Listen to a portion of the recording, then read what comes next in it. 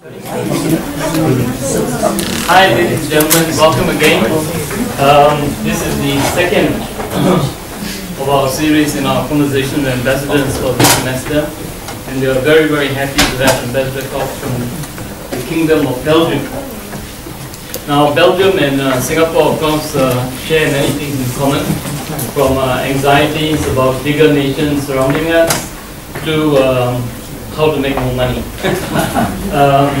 In the case of both our nations, I think, in some ways, the smallness helps because we are nimble and flexible. But in some other, cases, especially in terms of, I suppose, security is one thing that comes to mind. Sometimes smallness can be a little bit of a challenge.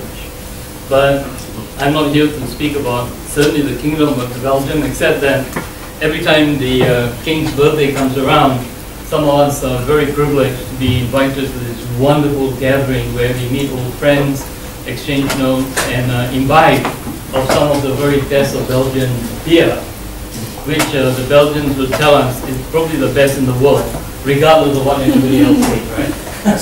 So on that note, I'm very, very happy to welcome our ambassador here and for him to share with us his views on Singapore-Belgium relations. Ambassador, thank you. Yeah. Okay, that's fine. Well, good afternoon, ladies and gentlemen. It's a privilege to be here. Let me just confirm that we have a lot in common with Singapore, and one of the things we have in common is our obsession with food. Food. So on the 15th of November we try to share some of our quality foods with some chosen Singapore guests. It's a privilege for me to be here this afternoon to address this forum, conversations with ambassadors, and I hope we can have a real conversation. Let me first of all thank SMU for having me, giving me this opportunity to do this talk, and I would like to thank you for coming here to spend your lunch break listening to a talk on climate change. Maybe not the most sexy of subjects, but it's a very important one. Why have we chosen this topic? Because we think it's one of the most pressing issues today, maybe the most pressing issue of today, because the long-term consequences of non-action today could be quite dramatic, and you will hear me use the word catastrophic later in my talk. Before I begin my presentation, let me just introduce Gerard, who's working on these issues in the embassy, and she helped me put this talk together on substance and also more technical issues on technical challenge. My name is Gerard Cockx, and I've been ambassador of Belgium to Singapore since September 2013. Very pleasant year and a half so far, and I hope to continue in that way. So, let's look at our first slide.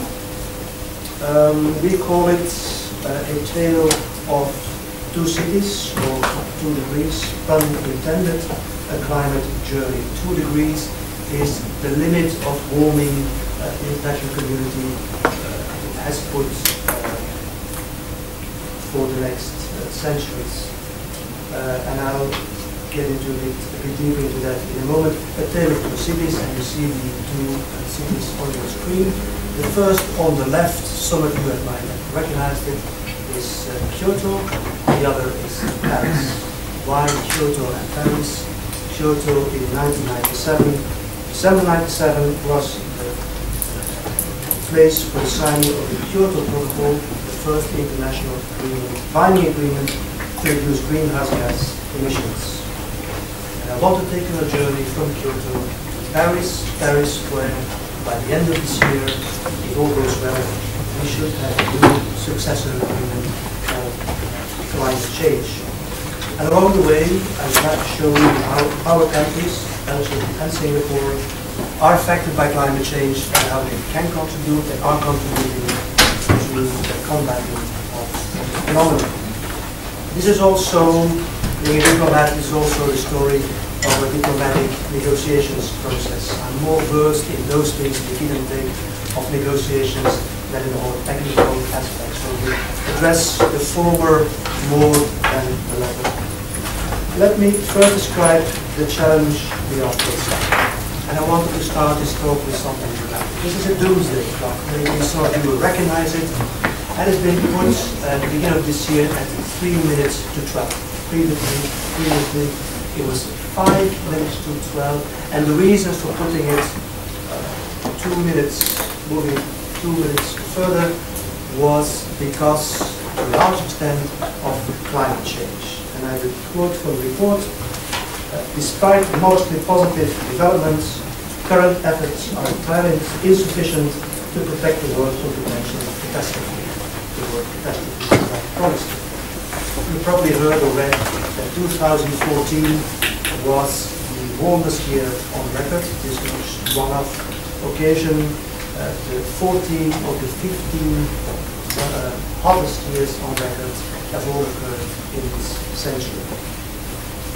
Late last year, the IPCC, the Intergovernmental Panel on Climate Change, it's hundreds of scientists and relevant experts in relevant fields, have drafted the most comprehensive assessment yet of climate change, and they have again confirmed climate change is here, and climate change is man-made.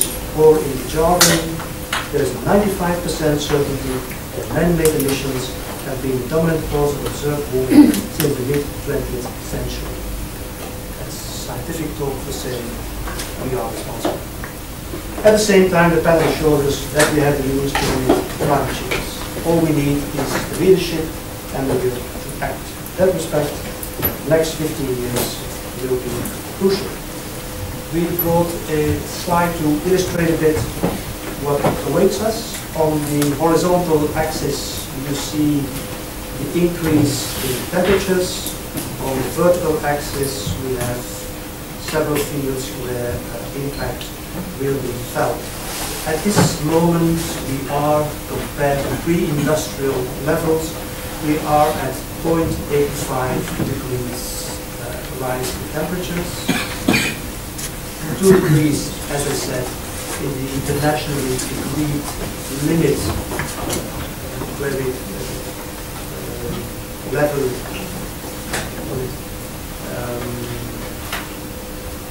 is where we want to limit the rise in temperatures, because at over 2 degrees we would have dangerous man-made interference with the climate system. So that's 2 degrees. We'll come back to that. That's the internationally agreed limit we will not want to pass. For small island states, the first to feel the impact of climate change, they would like to see this at 1.5 degrees rise in temperatures.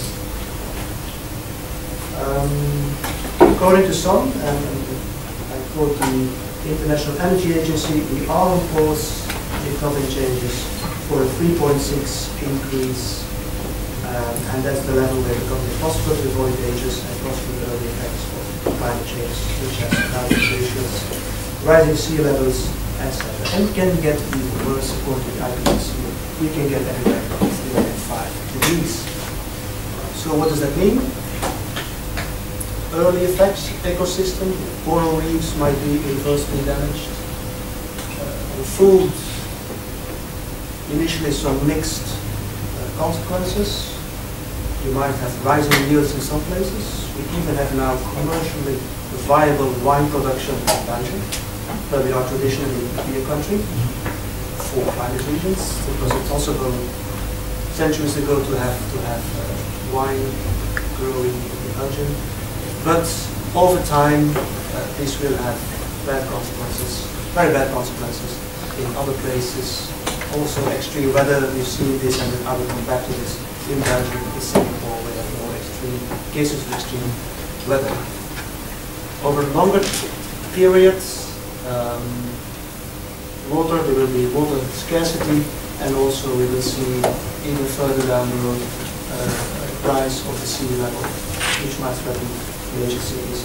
And then there's really the big doom scenario will speak about tipping points and feedback loops, where one irreversible change might cause other changes. One of these scenarios is where the Arctic ice cap would melt and would free up all the methane that's trapped in the wood, which is called CO2 on steroids. So that's some of the scenarios we might see play out already now and in the coming years and decades. Next one, yes. Those were some other consequences. You mentioned security. These are potential security impacts. On the left, you will recognize some fighters from the Islamic State. Why did we put them there? Maybe you know that before the civil war in Syria started, there were several years of severe drought in Syria, which caused population from the countryside to move to the cities. In the cities, there is no employment, especially for the young male, and at the best of times, young male population, large young male population, no employment. That's an explosive mix against the backdrop of what we euphemistically call the Arab Spring. That's a recipe for disaster. So that created this vacuum into which the Islamic State found its way. Another consequence,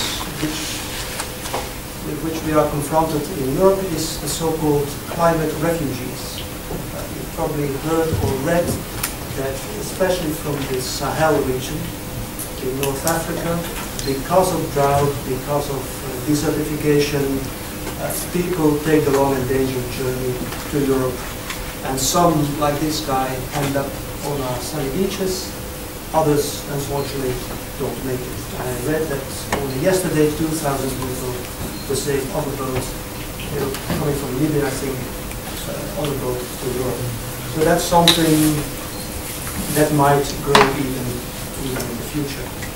And to give you another anecdote, it's a very lighter note, this guy called, I'm sure I'm pronouncing this not in the correct way, Kyoto, is an asylum seeker from Kiribati.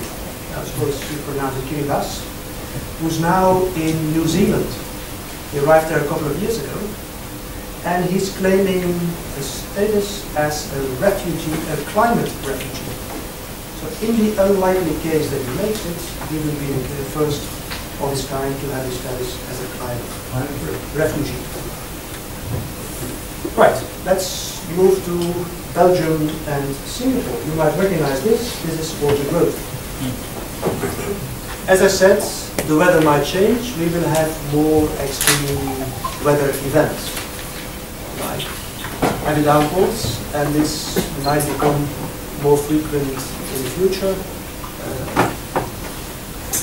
Flooding in Singapore, the Atlantic Ocean Road. The similar thing could happen in Belgium. And this is in the east of the country. This was a music festival a couple of years ago, and there was a sudden downpour with heavy winds, very sudden, very short.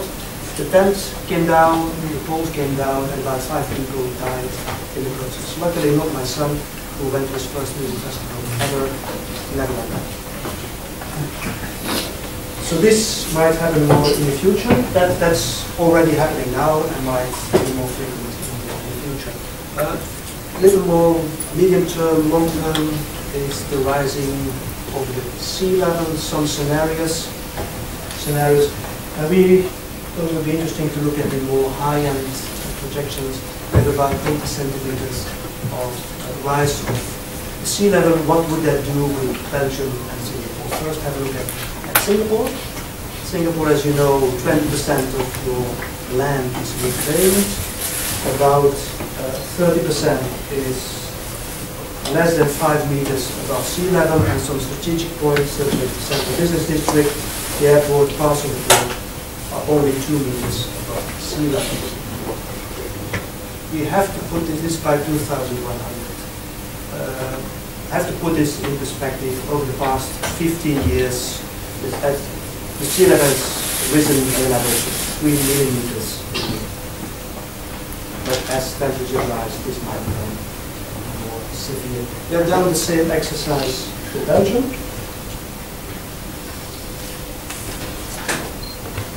About a meter rise of the sea level, and it would lose about 630 kilometers.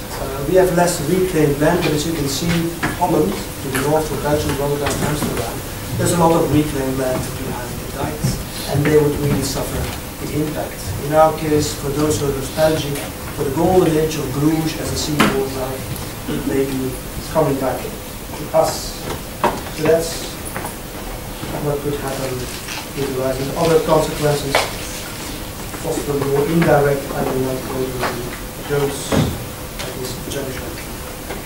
So, as I said at the outset, climate change is here. It's a big, probably the biggest challenge for the future of mankind. And as a doomsday clock showed, destruction seems imminent. That was a bad news, so what is good news? There's a quote I found in the report on better growth than climate. We live in a moment of great opportunity.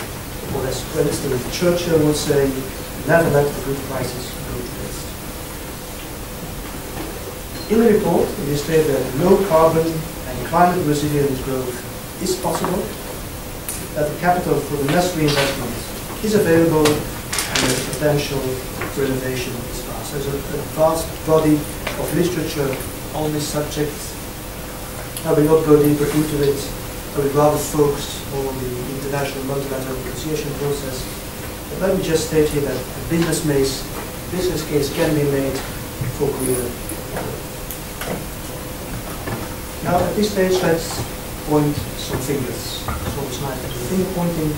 Who is responsible for the mess we are in? And if we talk about responsibilities, we can avoid looking at the historical ones. This is a picture from the Industrial Revolution in the UK, and you could make a similar picture at the time in Belgium and in other countries in the country. So it's clear that to a large extent, climate change is responsibility of the countries. The vast mass of CO2 in the atmosphere is really due to decades, many centuries of growth like this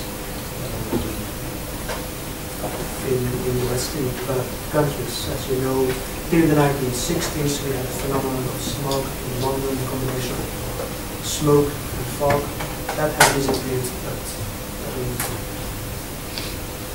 if we look now at China, we've been there in Europe, and our growth was not very clean. So when countries such as China and other developing countries say that responsibility lies to a large extent in developed countries, they have a point, and they make that point in the negotiations. So it's the historical responsibilities. So then, that was then, who are today's big polluters? If we look at this is the absolute emissions. It's evolving, but the big evolution you see is that China has become the biggest polluter around 2006. You see that in Europe, in the US, to a certain extent, when you see the lowering after 2008, that's due to the financial economic crisis in our countries, but also the link between growth and CO2 emissions has shrunk. So there's less of a link between the two. For instance, between 1990 and 2012, in Europe growth was 45%, and CO2 emissions only grew by 19%. And that's only China. India might follow the same growth path. So even if those who have a historical responsibility for CO2 emissions start to do a lot of things, we won't get anywhere if we don't have these big polluters on board. There are no borders in the atmosphere. Where are Belgium and Singapore on this map? Singapore is responsible for about 0.2% of global emissions. Belgium around 0.32%. That's absolute figures. Then if you look at the emissions per capita, we get a different picture. You see the bigger emitters are still in the developed world. That's Australia, United States, that's Canada, that's Saudi Arabia, and these traditionally are not the most ambitious countries in targets of reduce emissions. You might see why. China, it's a point China always makes, is that in terms of emissions per capita, we're not that bad guys. Where are Singapore and Belgium? Singapore is 8.93 tons per capita. Belgium is slightly higher, 9.81 tons per capita. We're near Germany, Japan on that scale. Slightly higher in Belgium because we are a transit country, a lot of trucks, a lot of cars travel in Belgium, and we get the emissions from that. So that's the first part of my talk, to give you a big picture of where we are, what the problem is, what the issues are. Let's look at the second part, which is